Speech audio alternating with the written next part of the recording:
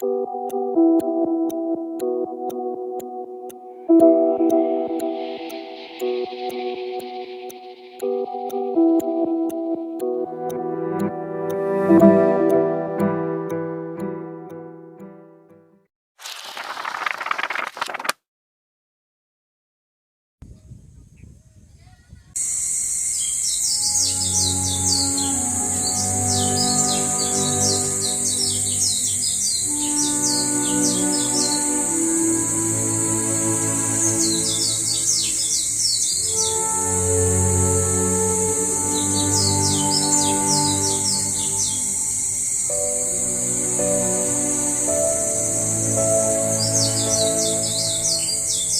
Panginoon, ako iyong patawarin sa lahat ng kabiguang aking pasali, sa pag-ibig na pinagkain sa akin.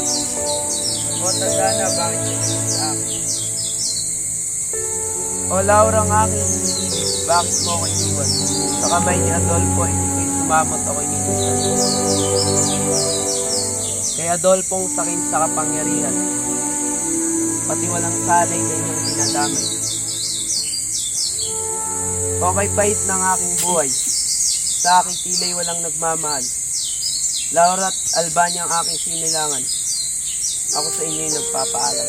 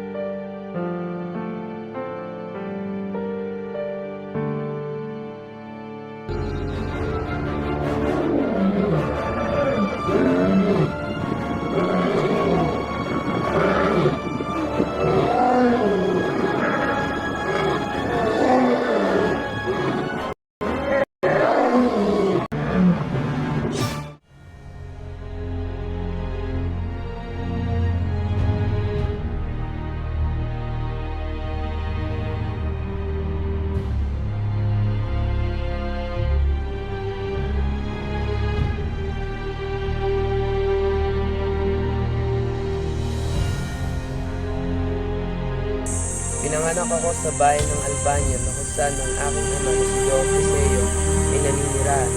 Ang aking ina na si Prinsesa Floresca ay nakatira sa Kaharian ng Cortona. Nangalanan nila akong Florante.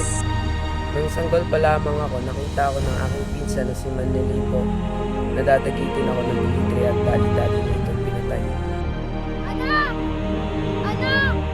Noong bata pa lamang ako, habang ako'y naglalakad, kinuha ng isang ayon ang isang kumpitong diamante. Buti na lamang hindi ako napahamak. Natungutong ako sa siyam na taon, palaging gawa ko'y mag-alik sa buron at pumatay ng hayop at mamana ng ibon. Kapag ako'y napapagod, ako'y nagpapahinga at naliligo sa badis kasama ang mga royalis na kung saan ay masayang tumutugtog. Ang kanilang masayang tawanan din nagpapawala sa akin ng bago. Pagkalipas ng ilang taon, ako'y pinag-aral ng aking ama, ngunit hindi payag ang aking ina dahil ako'y lilisan. Bakit kailangan niya pang umalis? Maganda ang pag-aaral doon. Paano na lang ang kanyang kinabukasan kung di siya mag-aaral? Sino ang mag-aaruga sa kanya roon? Andun ang mga guro at aking kaibigan upang alagaan siya.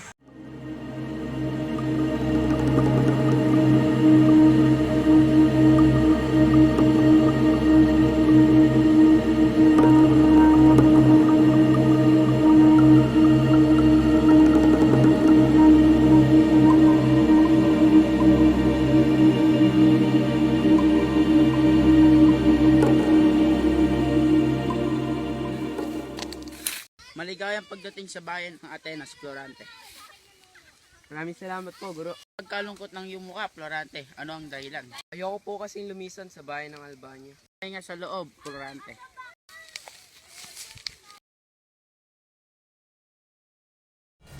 Hindi ka pwedeng mawala.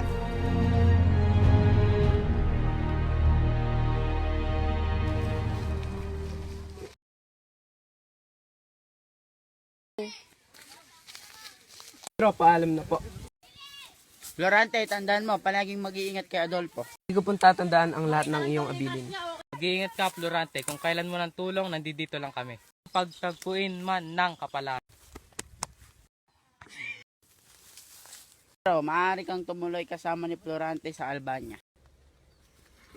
Paalam po, guro.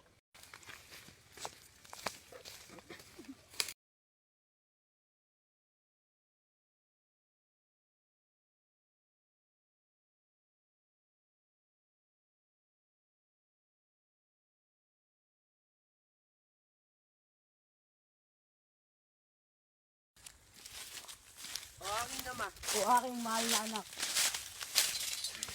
Labis ako nag-aalala. Salamat at andito ka na. Florante, samahan mo ko yung Haring Linseo upang ipakilala kita.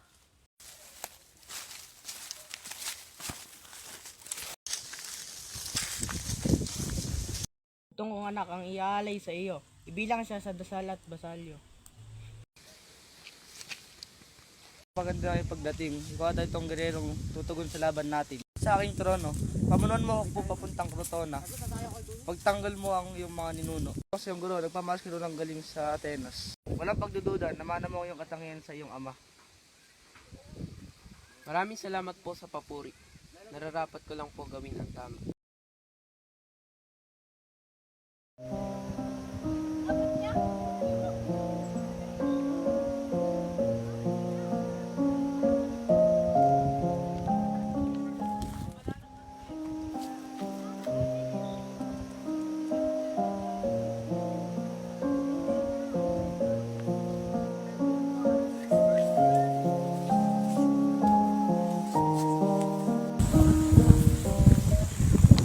Kaya pala nga kayo anak ko si Laura, mayawan ko muna kayo. Magandang umaga, Florante. Lagi kang nakukwento sa akin ng iyong ama. Sana mas lalo pa kitang makilala ng lubusan. Lubos ako nakakit sa'yo simula nung una. Ngunit ilang araw lang rin ay aalis ka na. Baka masayang lang ang ating pagsinta. Di masasayang ang ating pagsinta sapagkat kilala ako ng iyong ama. Ikaw na lang ang nais ko pang makilala. O siya, alis na ako. Kailangan na nila ako roon. Ika nararangal ko pong paglingkuran ka, Haring Linseo. Mabuti naman.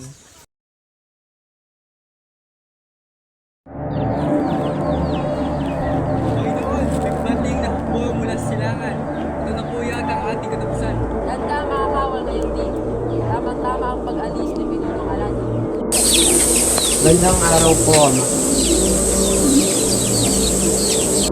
Aladin, ba't mo iniwan ang Ariano Albania? Ibang ka ba? Umuyo ka dyan. Papahanda ako ang madaling na espada para sa iyo.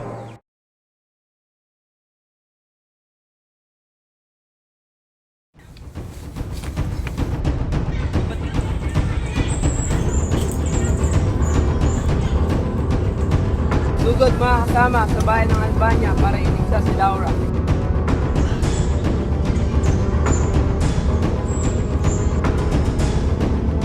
Paglaban ng bayan ng Albania! Paglaban!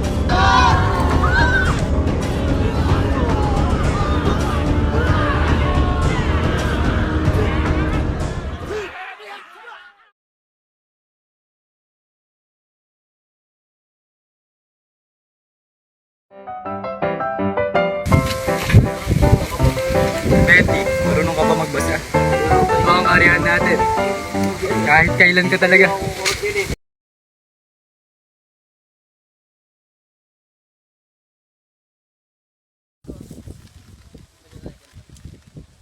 Maigpit akong pinababalik sa Albania.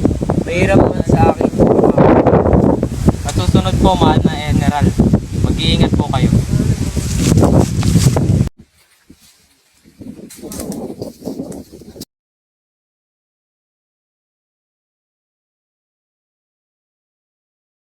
Husay Adolfo, labis akong namangha sa iyong katapangan.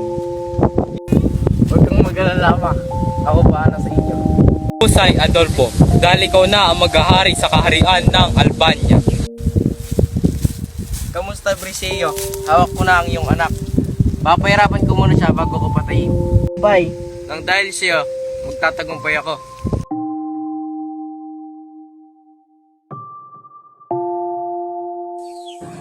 Sa araw ng kasal, umalis ako nang hindi niya alam.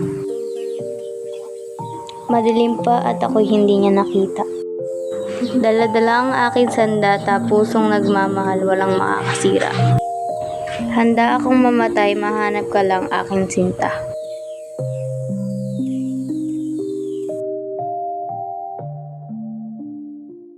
Tapos ng 18 araw na pagkakakulong, ako'y hindi nainip sa hindi pagkamatay. Pagkatapos nun, ako'y dinala sa gubat, kaya ako naparito. Persyang syudad, anak ng Sultan Ali Adab, na kung saan ang buhay ko'y di naging masaya. Namatiis pa, ama ko'y nagtaksil sa akin.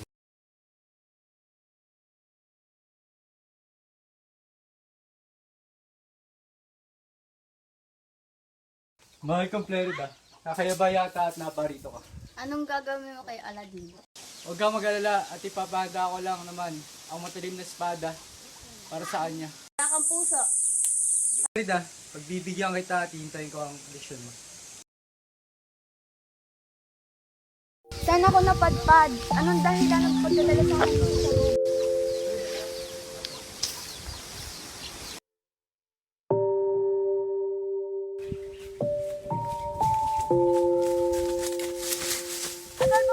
Himik ka, saglit lang to.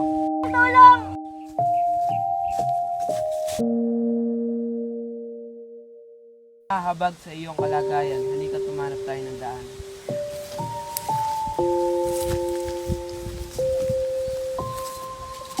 Dito na sinimulan ang pagpapahirap sa akin. Linunod ko na lang ang utos ng ama. Pagkarating ko'y ibinilang ko agad. At nooy hinatulan ang pagsugot ng ulo. Walang paramdam at sulat na at nang walang magawa si Conde Adolfo, ako'y pinadala sa gubat.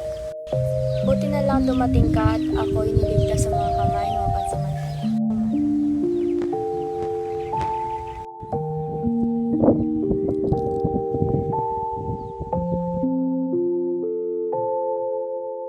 Lorante, Aladdin!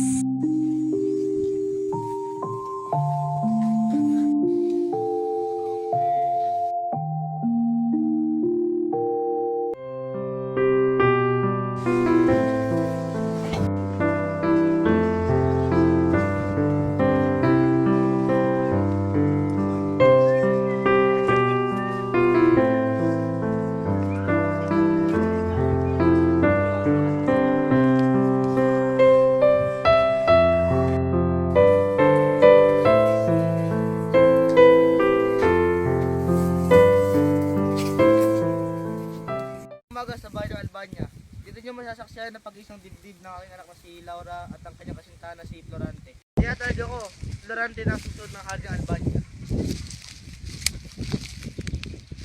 Maraming salamat po, mahal na hari.